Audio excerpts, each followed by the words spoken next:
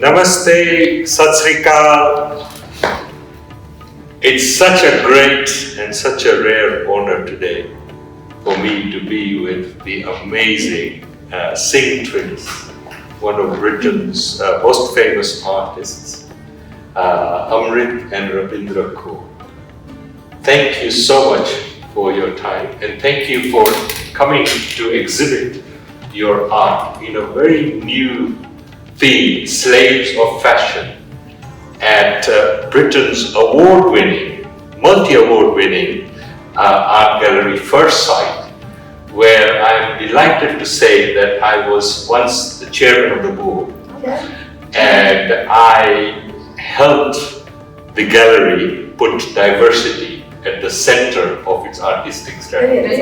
And when it won the Museum of the Year award,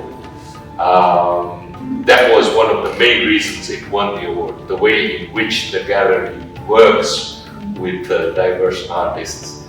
So very quickly, how has your experience been in terms of working with this award-winning gallery? Well, it's been a brilliant experience. Obviously, the level of professionalism, the attention and care that they've paid to actually setting up the Slaves of Fashion exhibition has been really brilliant. I mean, it's a really complex exhibition, lots of content to think about and lots of different types of mediums that are going to be on display here. So it's taken a lot of different types of expertise and knowledge and experience from the team here.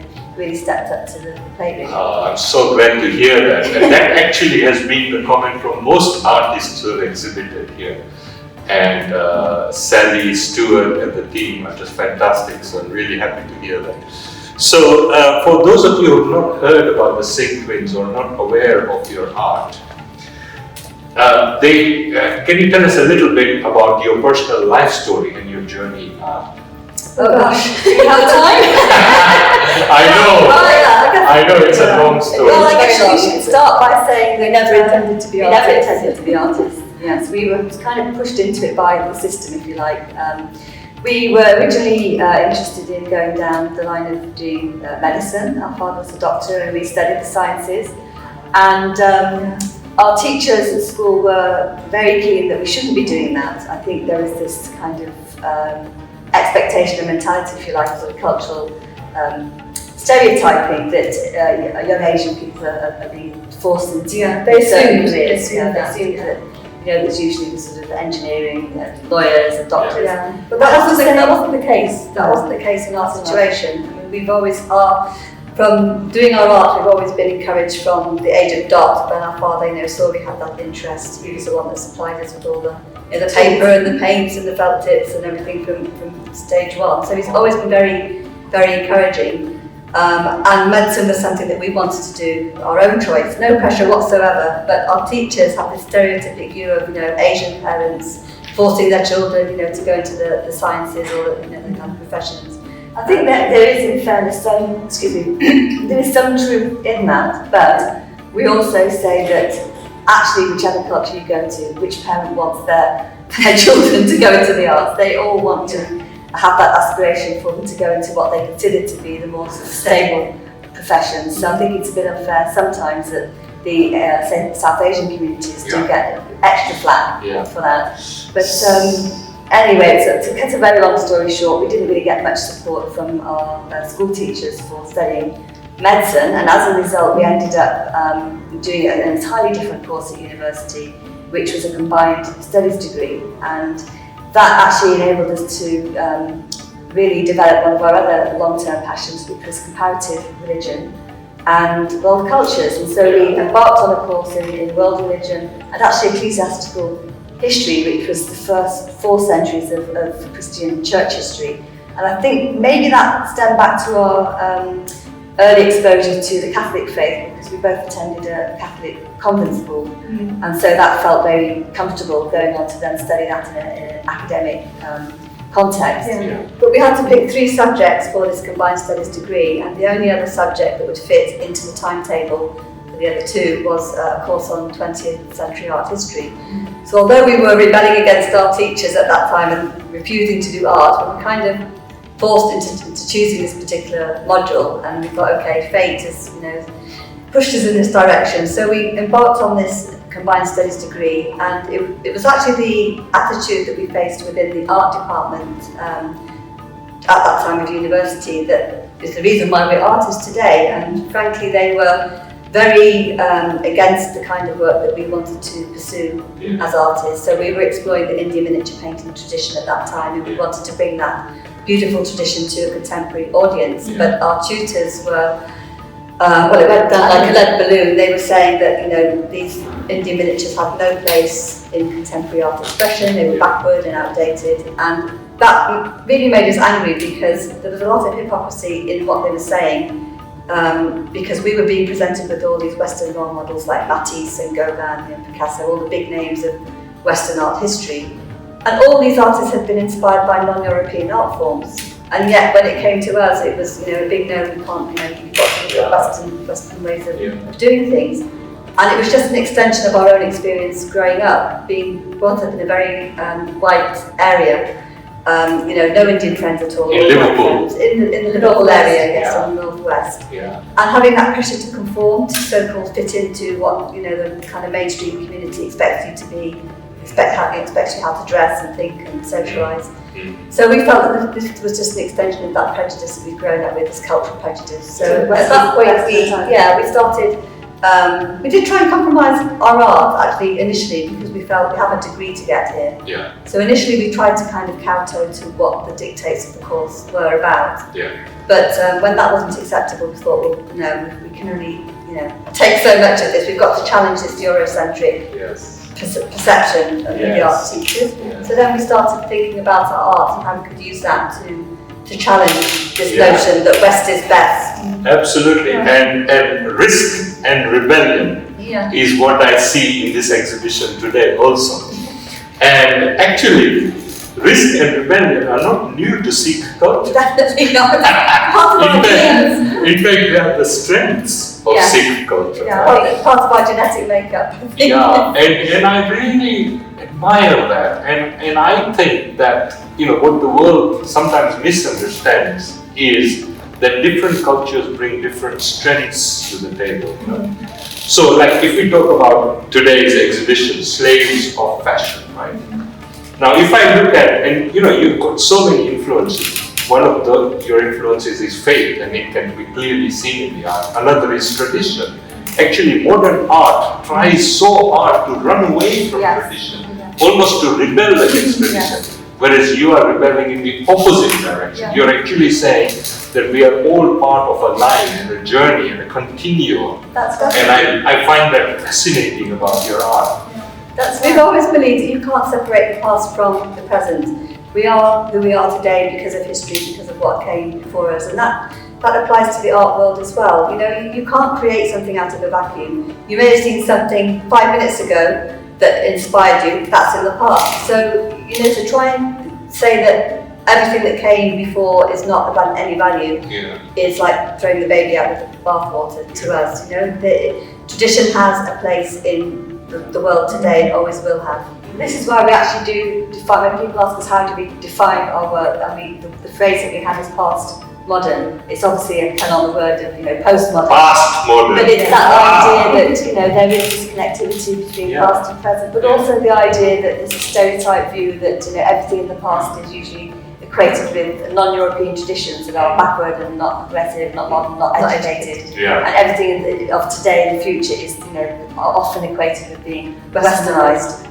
We see that in culture all the time around the globe where many visits to India where you see people running after McDonald's and wanting to wear Nike shoes and Reeboks and all the rest of it in 90 degrees in the sweltering heat, which are totally unsuited for the climate. But it's all to do with not just buying the product, but buying into that culture. And I think that's something that we observed on many trips, particularly the early trips in the 80s where we went to India.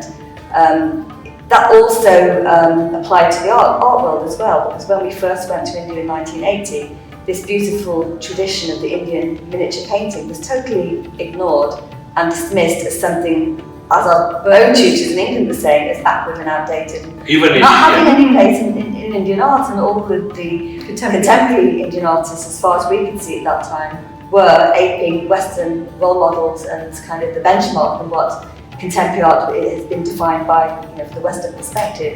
And that was one of the real driving forces again behind our wanting to develop choosing that the Indian language. Yes, to try and say that this tradition does have a value, and why do we constantly have to be running after other cultures that are perceived to be better and more modern and more progressive than our own heritage? That's so nice to hear. And in fact, your topic, fashion, again, in our tradition, in the Dharmic traditions of Jain, Hindu, Sikh culture, and Buddhist culture, we are very clear that the real beauty is within, not without. Yes, right? It's very clear. It's the inner beauty, and I can see from your art that actually your inner beauty is actually coming out through the art. And how is it? What message would you give to young people who are effectively slaves of fashion today? About this link between the inner and outer beauty. Well, you hit the nail on the head that the exhibition title "Slaves of Fashion" it has two meanings. One is the historical link between the textile industry and enslavement. Indian textile industry, particularly the history of Indian textiles. Enslavement of the peoples of India and the way that was exploited mainly by Western sort of merchants and colonial powers, and how that tied into the wider slavery of African peoples, for example, extending beyond that Indian lens.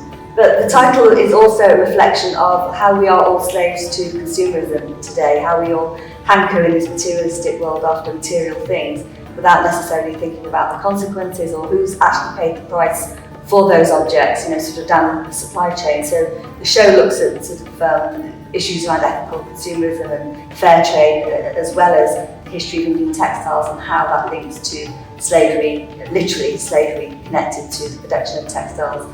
But this idea of the inner duty is very important, because what the show is trying to say is that this quest for the kind of the outer image is very shallow. It is all based on materialism, and it's based on commerce and profits, and the sort of profits that are built on one nation going in and conquering and abusing another nation. So I think there's very often another truth behind that beautiful facade of what we're wearing and the luxury lifestyles that we hanker after. Yeah, and it's very much connected to the history of consumerism. If you go way back to the sort of 1600s, when trade with India, between India and Britain, sort of given a kickstart by Queen Elizabeth I, who granted the charter to the East India Company to have a monopoly on trade in India. It was kind of the beginnings within the Western world of this awareness, if you like, of a mass consumerism market, and the whole of the relationship between India and Britain from that point onwards was built on this system of consumerism, of trying to get as much as possible out of India and other colonial possessions of Britain in terms of material goods to serve the desires and the needs of this huge growing market in the West for material things. Yes, all of this is so familiar because I'm a business professor, and of course, business actually talks about profit maximization, and profit maximization means cost minimization. But in terms of fashion, it also means, if you look at the advertising industry, the advertising industry thrives on making people feel insecure, right? Making people feel, no, I must go out and get that dress, I must go out and get that fashion. And then also, like you say, that because fashion moves so fast, people throw away a lot as well, which is a waste and all of that. And that's part of the mechanics of trade, isn't it? That if people aren't throwing things away, they can't go into new production, they can't sell new things. So this throwaway attitude is all part and parcel of that vicious cycle, if you like. We had a major scandal in Britain recently with Boohoo, which is a fast fashion company where the workers were being paid below the minimum wage and in poor working conditions, etc. And that became a very public scandal. The share price went down. So we are actually, the kind of art that you're exhibiting and the issues that are very, very real, very modern issues. And in the time of climate change, we cannot afford to ignore them. No, definitely. That's one of the main messages of the show. There's a lot of historical basis to the artworks here in terms of exploitation and slavery models in the past. Things that we all, everybody knows of the abolition movement, which banned slavery, but it still continues today in different forms with indentured labour, for example, or exploiting the land to grow palm oil. So the issues, they're very real today, and I think hopefully that the show will highlight to people that is the case, and get them to think more about when they go, leave the exhibition, about what they're buying and how ethical the things are that they're buying, and maybe give them a more informed choice about the kind of things that they buy in the future.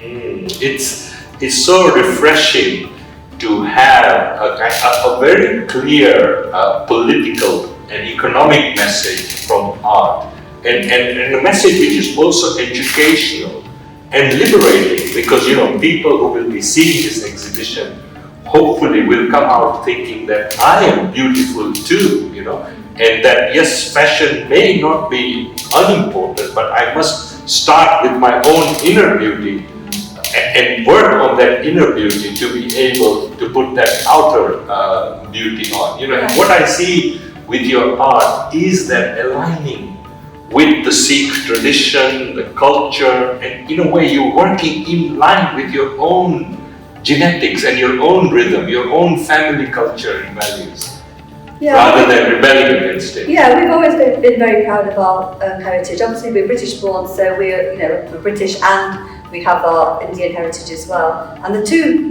sit very comfortably side by side. I think there's a perception that, especially when we were growing up, choose, are you British or are you Indian? Why do you have to make that choice? The world has always been made up of diversity, where people know cross-cultural influences all the time. And to us, as artists, we draw upon lots of different inspirations, not just our own Indian heritage, but Western Renaissance art and Islamic art, Buddhist art, and that fits very beautifully within our own Sikh ideology as well, because as Guru Nanak Dev Ji, he taught about equality between people, between faiths. So we went to, as we mentioned before, we went to a Catholic convent school. There was no conflict to us as Sikhs going to a Catholic convent school because of the teachings of our gurus. That we're all heading in the same direction. We're all seeking the same truth, if you like, and we're just coming from it from different perspectives, and we have different ways of viewing God, but they're all equally valid. And that's the same way that our artworks really, we draw upon so many different influences. Yeah, I think you raised the subject of religion. That's another kind of taboo subject for modern art. Modern art almost tries to say that it's nothing to do with religion. Religion is something backward. Religion is something which is outdated. Religion is fundamentalist, dogmatic. But your art shows religion in such color, such vibrancy, such spirit, such beauty, and almost kind of opens us to thinking about religion in a very positive way. Well, I think that the crux of any religion, personally, is this idea that we're all connected, that we're all coming from one source, if you like. But that's also true in society. This shows as much about sort of the history of empire and colonialism, and that is a global story. When you study that history, you do see very clearly how every nation on this earth has been connected through that, through that journey. I think religion is a very important part of our work. It's not so directly shown in the work, but it is shown through the themes that we deal with and the way that it's also about social conscience for us. Someone who is spiritually minded is someone that has a deep social conscience and awareness of what's right and wrong in the world, whether that's not killing or coveting your neighbour's goods, or it is also about social conscience and thinking about the environment and protecting the environment and protecting the rights of others. And I think it's that level of what religion represents that comes through in the works that we create, and in particular this exhibition. Yeah, that's another magic word that you just mentioned, conscience.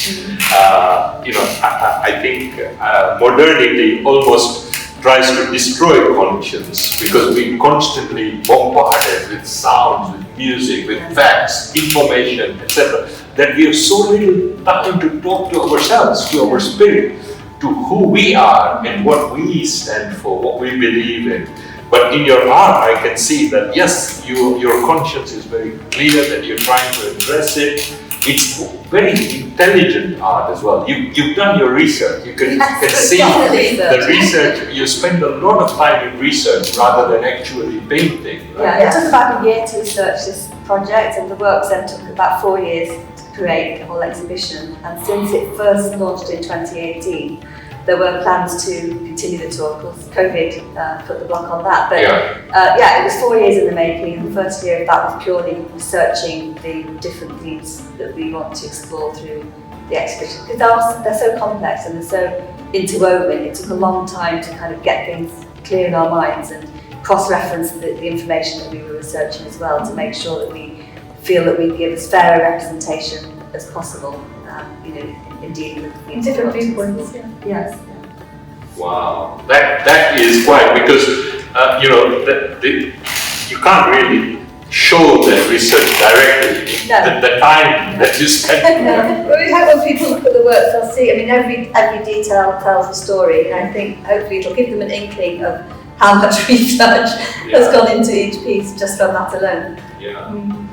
And there is a sense in your art where you want to be public citizens, that you are a citizen of Britain, a citizen of the world, and you take that citizenship very seriously, right? Well, I think we see ourselves as social and political commentators. We see that as one of our major roles as Traditional role of art and artists. Yeah. I think that has quite a traditional role as well. So if you go back to the Indian miniatures paintings, a lot of those had a lot of satire in them. If you go to the Western art history, you have people like James Gilroy, who was who was a cartoonist artist who did political satire, and some of the works actually are inspired directly from some of his actual cartoons, reinterpreting them in a contemporary context.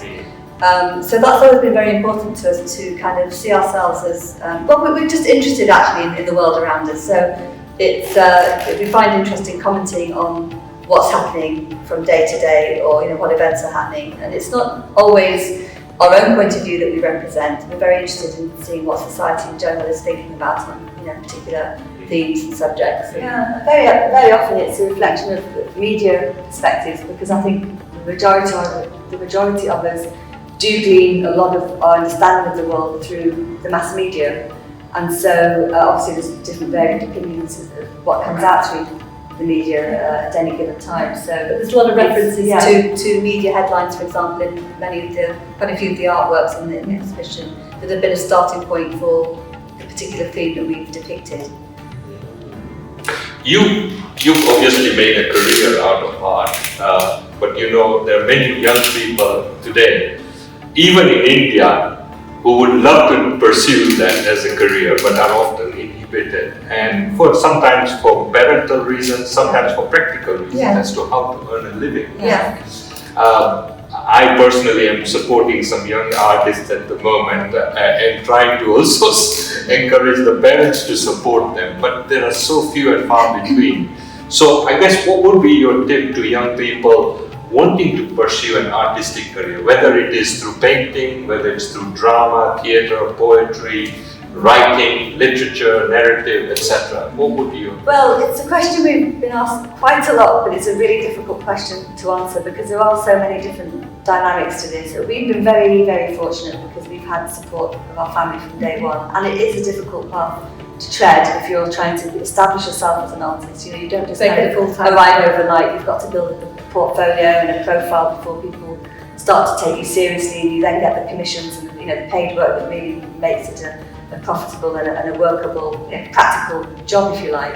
I can imagine it's really difficult for youngsters who don't have that support, but by the same measure, I think maybe if the support is not there in the early stages, perhaps look for a career in the arts that is a paid job. So, in the gaming industry, for example, creating games, as a paid animator in the commercial arts, architecture, interior design, which is maybe a little bit more stable. The creative job. The kind of pure romantic vision of what an artist is, creating work for your own pleasure. But if you can then build up an economic footing where you have some stability, this is if you don't have some family support, then you can then perhaps move on to doing the kinds of work that you would really like to do for yourself in terms of that self-expression and exploring the themes that you're most interested in. But it's also very important, I think, to follow your own. If you have that passion, you can't not follow it. You've really got to pursue it with 100% commitment and not think that people are going to come and discover you. You've got to be proactive, you've got to have a business head as well as a creative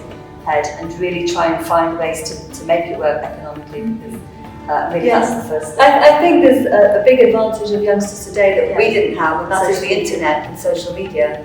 I mean, gosh, when we started out, we were having to send, get postcards made and send them out to send them out to galleries. But now the world's at your fingertips. You've got, things like Instagram, Facebook, where you can set up, kind of the equivalent of a website, and shop platforms on there too, where it's kind of very low cost to actually get your work out there and to sell work immediately, one-to-one with your, potential kind of customers.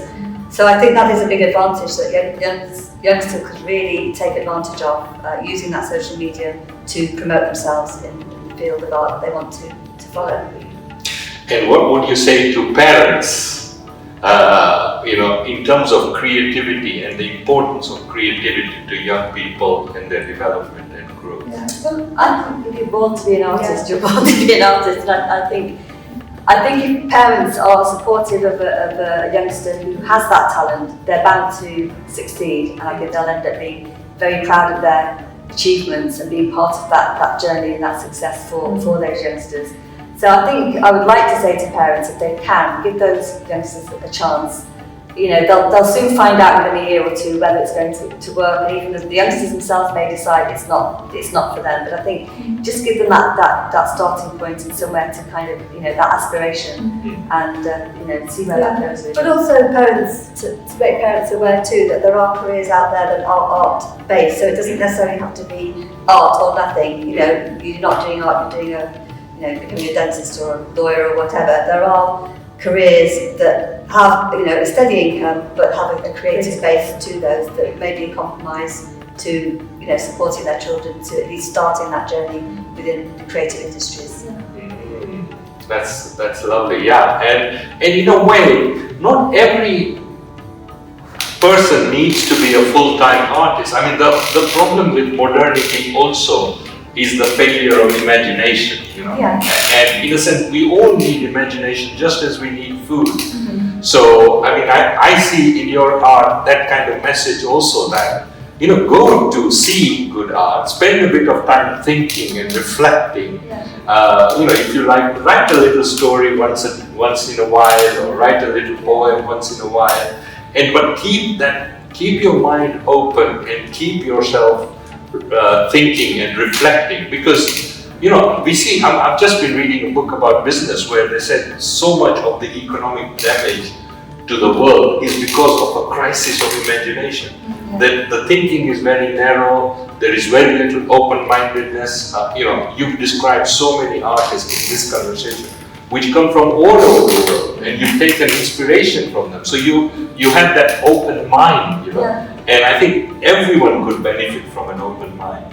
Yeah, well, they do say that everything in the man-made creative world has a creative mind behind it. If you sit and contemplate and you think, well, if that creativity wasn't there, but what kind of world would we be in? It really does help to put the arts and creative talent in its proper perspective, and also the idea that the arts is so important for health and well-being. I think that's really been proven, particularly over the COVID years. There's been a real drive, and I'm happy to say in England, at least within the media, they seem to be taking the arts a little bit more seriously. You see, it has programs about art practice and getting the public involved in the arts, and at last I think people are sitting up and paying attention to the value that it has in the well-being of society, not just the individual that's practicing that, but the joy and the pleasure that those artists can give to their audiences as well.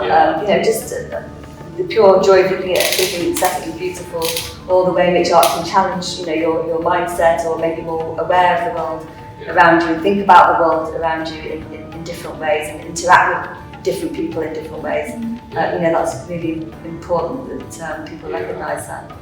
No, that's so nice. And how does it feel to have exhibited in a place where Anthony Gormley and other very world famous artists have exhibited here, isn't it? Well, we've worked very hard to carve a profile for ourselves Yeah. as contemporary British artists, and it's been something, it's been a long slog. So we're hoping that we're kind of paving the way for other artists who struggled because of cultural bias and institutional prejudice. Yeah. So obviously it's brilliant to be recognised on the platform of, say, the serious plane of the top contemporary artists. You've certainly been paving the way, and there's no better person to pave the way than a Sikh.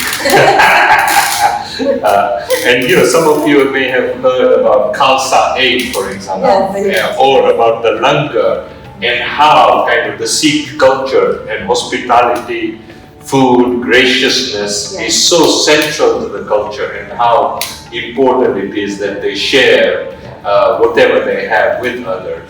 And actually, I would extend that to Indian culture, truly. That when we first went to India, it's amazingly obvious just how that idea of hospitality is deeply ingrained in Indian culture in general. I think obviously, the Sikhs have a reputation for that because as part of our religious teachings, one of the important things is that you share with others. Yeah. But that you can extend that, I think, to Asian culture generally. Yeah, I mean, in your paintings, you've got arches, beautiful arches. And what is an arch but a welcome, right? A statement of welcome. So, thank you so much for your time. Thank you for sharing your wisdom. Thank you for your art. It's going to be here at Firstsite for another 3 months. And Firstsite is in Colchester, which is just an hour from London by train, so not very far at all. It's in Essex, and so anyone can come, bring your whole family, bring coachloads of families here, and we will welcome you. And thank you so much, and long may your art continue and your education for society continue. Thank you very much for your interest. Thank you.